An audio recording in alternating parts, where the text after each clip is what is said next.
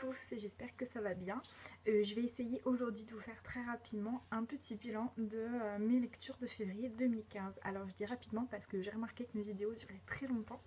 Donc je vais essayer d'être très rapide, sachant que si vous le voulez, de toute façon, pour chacun des livres lus, ou presque, vous retrouverez une chronique sur mon blog.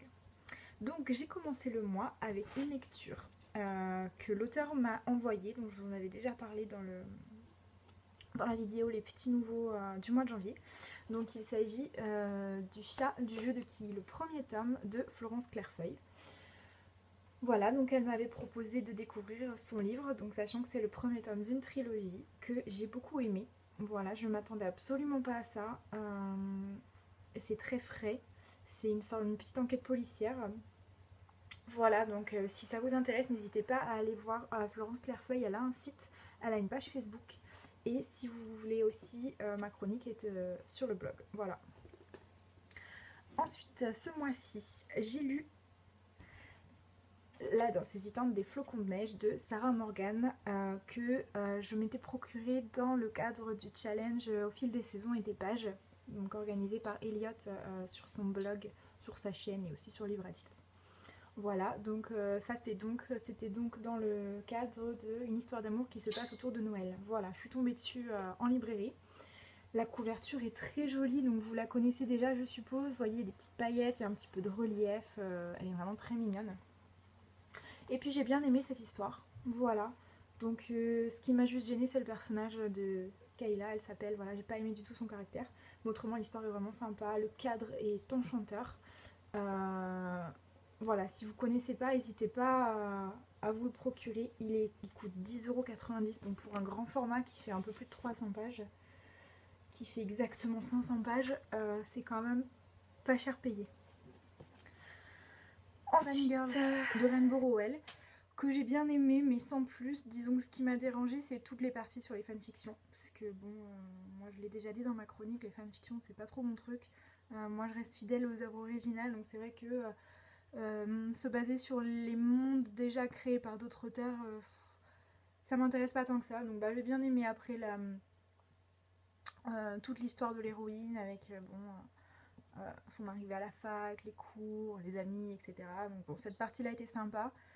Voilà, c'est pas un coup de cœur, c'était sympa, c'était agréable à lire. Alors, après avoir lu Fangirl de la médiathèque, j'ai lu L'Assassin Royal. Donc ça fait partie d'une lecture commune que j'organise sur Livre Addict, sachant qu'on lit un tome tous les 2 mois. Donc comme ça nous laisse le temps de voir autre chose, puis le temps de bien aussi s'immerger dans le livre. Moi en général, il me faut quand même une bonne semaine pour lire l'intégralité du livre.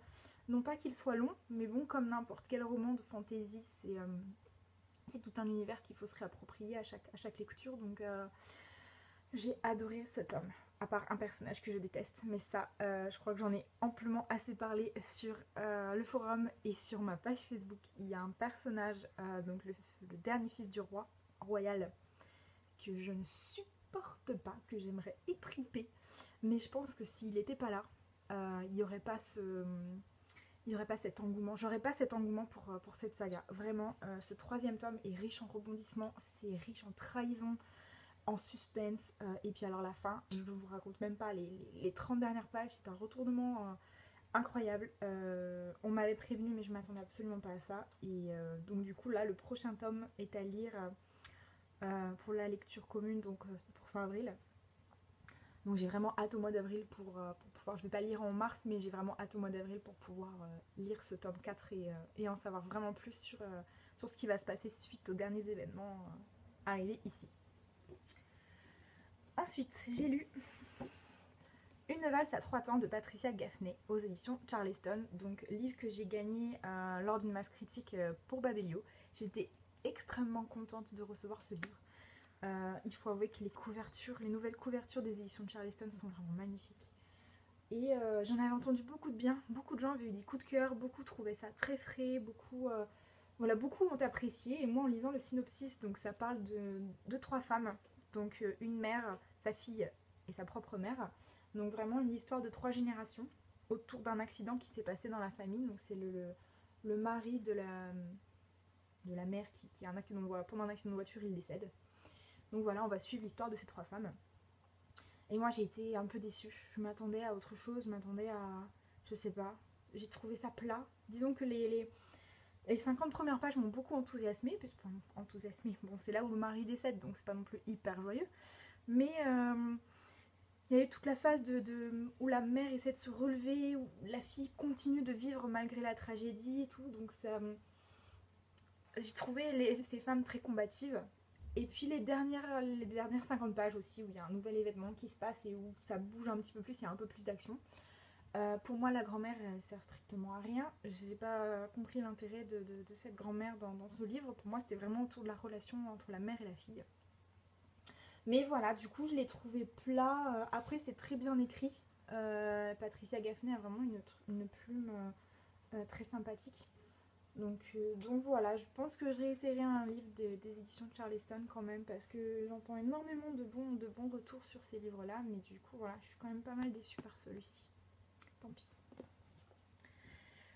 Alors, ensuite, Eleanor and Park. Et là, énorme coup de cœur. Je m'attendais pas à ça, surtout après avoir lu Fangirl en fait. J'avais bien aimé l'écriture de l'auteur, mais c'était pas transcendant non plus. Et là, j'ai juste... disons que mon cœur a fait des bonds tout le long de la lecture. C'est une histoire d'amour tellement mignonne, tellement...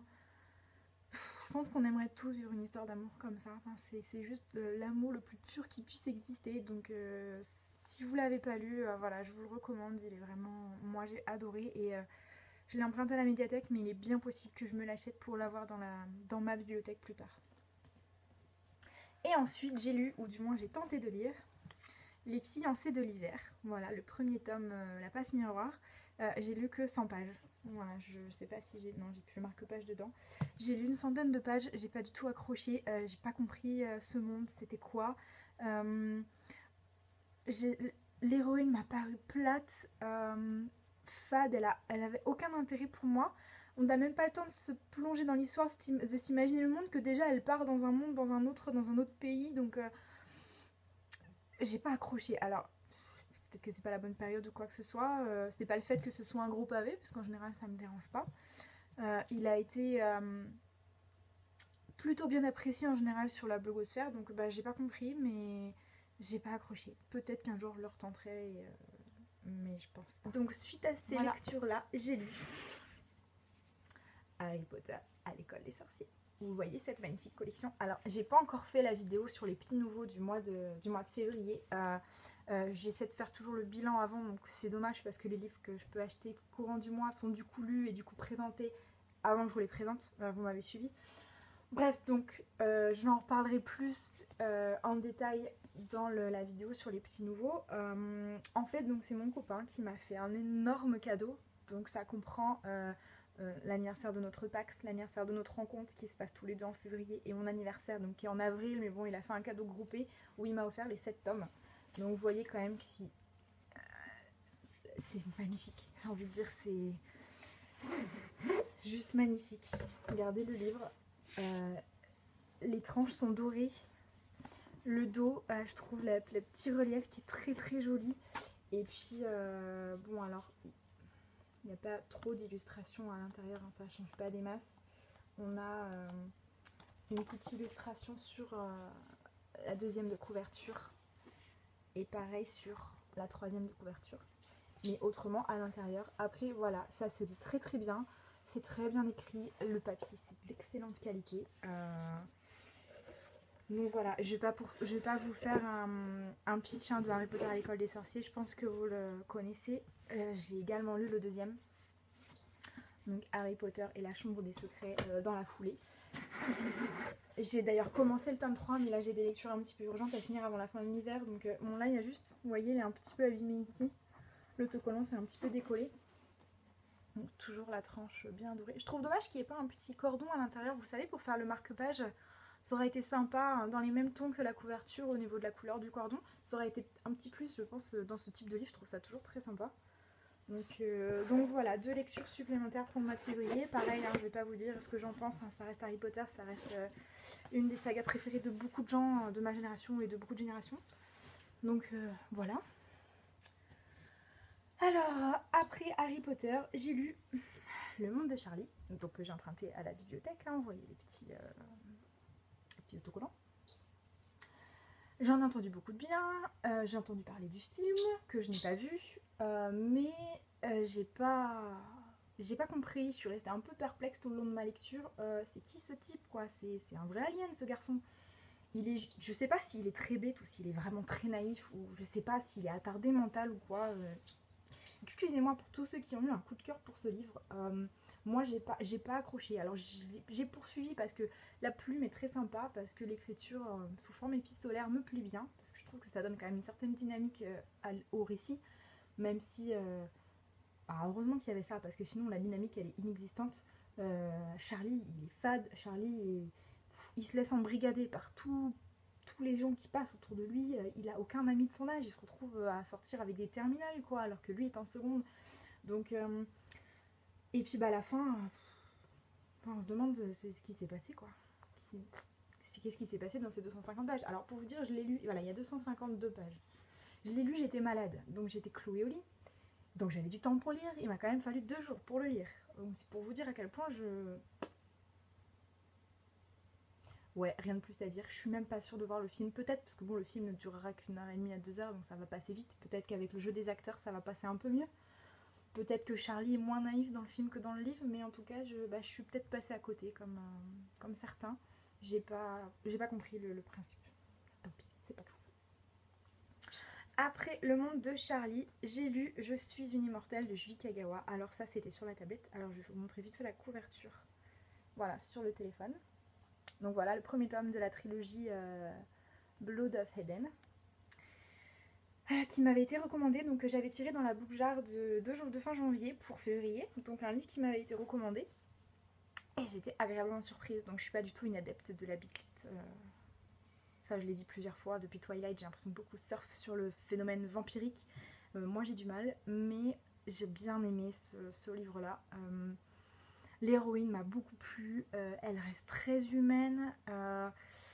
On apprend avec elle ce que c'est de devenir vampire, puisque du coup, elle se transforme pendant le livre, donc pendant l'histoire, elle se transforme en vampire, donc on découvre en même temps qu'elle ce qu'est un vampire, comment ça se nourrit, comment les facultés particulières, les limites aussi qu'ils peuvent avoir. Donc ouais, j'ai bien apprécié, ça bouge pas mal, il y a énormément de suspense et d'action dans cette histoire, donc ça c'est clair et net que je vais rajouter les 2 tomes suivants à ma wishlist et que je vais essayer de les lire assez vite, de me les procurer et de les lire assez vite. Ensuite, j'ai lu Marche ou crève de Stephen King, donc il avait d'abord publié sous le pseudonyme Richard Bachman. Donc je l'ai lu aussi dans le cadre du challenge au fil des pages des saisons. Donc là le thème c'était un livre où il y a de la neige. Alors ce qui est bien c'est qu'il y a de la neige sur la couverture mais que le livre se passe début mai. Donc il n'y a pas de neige dans l'histoire. Mais bon apparemment ça passe quand il y a de la neige sur la couverture donc c'est bon. Donc là l'histoire, je viens juste de rédiger ma chronique donc n'hésitez pas à aller la voir. C'est l'histoire d'une marche. Tous les ans, il y a 100 jeunes qui sont recrutés pour faire une marche à travers plusieurs États des États-Unis. Une marche, oui, ils marchent pendant des jours, sans dormir, sans s'arrêter. Ils n'ont pas le droit de s'arrêter. En fait, s'ils s'arrêtent, au bout de 30 secondes, ils reçoivent un avertissement. Et au bout de 4 avertissements, ils reçoivent ce qu'on appelle un ticket. Moi, j'ai mis très longtemps à comprendre ce que c'était que ce ticket. Évidemment, ce ticket, c'est la mort. Donc, c'est pas très gai. C'est hyper stressant. J'ai été sous tension pendant toute la lecture. Après, voilà, il n'y a rien de transcendant. Ça m'a beaucoup fait penser à Running Man, du même auteur. Il n'y a rien de transcendant, mais c'est quand même sympathique. C'était une petite lecture. Il y a 350 pages. Il y a 380 pages. Ça se lit très vite. Rien de transcendant, mais c'était quand même sympathique de frissonner avec tous les petits jeunes qui sont en train de marcher. Voilà. Ensuite, j'ai lu un autre livre de la médiathèque. J'ai lu La 5e vague. Comment vous dire à quel point je regrette d'être passée à côté de ce livre depuis tout ce temps. Je comprends pas. Waouh. Moi je suis une grande adepte des scénarios avec des aliens, des scénarios post-apocalyptiques. Voilà, les films comme Le jour d'après ou 2012, des choses comme ça, moi j'adore. Et alors là, j'étais totalement servie. Donc juste au début j'ai eu un petit peu de mal parce qu'on est tout de suite dans le vif du sujet. On suit l'héroïne principale qui s'appelle Casey, donc qui est toute seule dans la forêt, qui marche, qui essaie d'échapper aux autres. Et au début je me suis dit mais qu'est-ce qu'elle fait là, qu'est-ce qui s'est passé, c'est quoi ça? Parce que du coup c'est vrai qu'on a quelques petites idées sur le synopsis. On nous parle de différentes vagues, mais à quoi ça correspond, j'en savais pas. J'en savais rien, pardon. Mais juste après, on nous explique tout. Et alors là, j'ai dit ouais.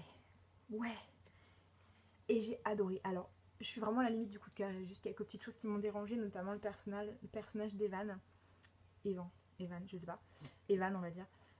J'ai eu du mal à apprécier le personnage et j'ai tout de suite su qui c'était en fait. Pas de suspense pour moi, donc bah, ça c'est un peu dommage. J'aurais bien aimé le découvrir en même temps que Cassie en fait.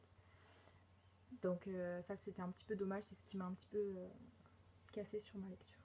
Mais globalement, j'ai vraiment hâte d'en savoir plus. J'hésite à lire la suite très vite parce qu'il y a eu beaucoup de mauvais retours sur la suite, comme quoi elle est vraiment moins bonne que le premier tome. Donc j'ai vraiment, pour le moment je pense que je vais rester sur ce superbe avis. Et je vais attendre un petit peu avant de poursuivre, mais je poursuivrai, c'est clair et net que j'ai envie de savoir comment ça va se continuer cette histoire. Voilà. Et dernier livre lu, terminé et chroniqué de ce mois-ci. Donc je sais pas si vous avez fait le calcul, mais on en est quand même à 13 livres lus. Ça fait un paquet. Les Chevaliers d'Émeraude, le tome 12. J'en ai rien à dire en fait. Il était temps que cette saga se termine. Je suis contente de l'avoir terminée. Je ne relirai jamais cette saga, c'est bien trop long. Et ça, je l'ai dit dans ma chronique, s'il y a vraiment quelque chose qui me... Elle aurait pu le faire en 5-6 livres, ça aurait suffi. Et en fait, ce qui me gêne énormément, c'est que l'auteur ne laisse aucune possibilité d'imagination. Elle détaille tellement son univers, elle le suce jusqu'à la moelle, j'ai envie de dire, que du coup, nous, on peut pas imaginer, on peut rien imaginer. Moi, j'ai rien pu imaginer de plus que ce qui s'est passé, puisque tout est détaillé dans le détail. Voilà, et c'est dommage, parce que du coup, pour tout ce qui est fantasy, fantastique, c'est quand même très sympa aussi de pouvoir se faire une propre image de certaines choses. Donc, surtout qu'il y a une seconde saga, Les héritiers d'Enkidiev, je sais pas comment on le prononce, moi je le prononce comme ça, c'est pas grave, qui est en fait une suite. Donc en gros, c'est une saga d'environ 24 tomes. Non, je lirai pas la suite. J'ai déjà le premier tome que j'avais trouvé dans une brocante à très, très peu cher, mais je lirai pas. Non, là j'en ai soupé de cet univers, donc c'est dommage parce que l'idée est bonne, les personnages sont top, l'univers il est complet et il est génial, mais trop c'est trop. Donc voilà. Donc voilà pour ce mois de février, donc je vous le disais, j'ai lu 13 livres. J'ai pas réussi mes défis de la boule jar puisque j'en avais deux. Le premier c'était donc de lire un livre qui a été recommandé, donc j'ai lu Je suis une immortelle, et le deuxième c'était de lire une histoire d'amour classique, une romance classique, où j'ai choisi Jane Highway. Et je l'ai pas terminé. Voilà, il me reste 100 pages, ça je l'ai dit sur ma page Facebook et sur le forum. C'est pas que j'ai pas accroché, c'est que c'est compliqué, c'est très dur, j'ai eu du mal à accrocher. J'aime pas le personnage de Rochester, donc ça c'est compliqué pour moi. Donc il me reste 100 pages, je l'ai pas abandonné, je l'ai mis de côté, j'ai vraiment besoin de passer à autre chose et je reviendrai dessus. Mais du coup pour ce mois-ci, la boule d'art à moitié réussi. Donc du coup je vais piocher vite fait les deux petits défis pour le mois de mars. Allez, c'est parti, on va faire ça vite. Alors le premier... Hop, moi je ne lis pas un livre par un auteur que je n'ai jamais lu. Donc, alors pour le livre d'un auteur que je n'ai jamais lu, je vais lire L'apprenti épouvanteur de Joseph Delaney. Voilà, j'entends énormément de bien de cette saga, j'en ai entendu parler et reparler. Si je me souviens bien, il y a au moins 10 tomes de sortie, si ce n'est 11. Je voulais lire le premier avant d'acheter la suite, donc je l'ai trouvé d'occasion, ce qui est même rigolo parce qu'il y a une petite dédicace à l'intérieur que je trouve mignonne, voilà, pour l'anniversaire de Max, signé papa, je trouve ça super mignon. Donc voilà, je vais essayer de lire ça pour le... Je vais lire ça pour le mois de mars, hein. C'est pas une lecture qui devrait me prendre trop longtemps. Il y a quoi? Il y a 280 pages, c'est un livre jeunesse, c'est écrit super gros, ça devrait être très rapide. Voilà, deuxième pioche. Il y en a deux là. Alors, par ici. Un livre basé sur une histoire vraie. Pour le livre basé sur une histoire vraie, j'ai choisi le troisième tome du siècle de Ken Follett, Aux portes de l'éternité, donc basé sur une histoire vraie, c'est-à-dire que c'est le fond historique que tout le monde connaît. Là ça se passe pendant pendant la guerre froide. Donc voilà, il est énorme. J'ai fait encore plus de 1000 pages. On est à 1200 pages. Voilà pour le livre basé sur une histoire vraie à lire en mars. Donc voilà, c'est fini pour cette vidéo. Je vous dis à bientôt. Et puis bonne fin de week-end. Coucou tout le monde.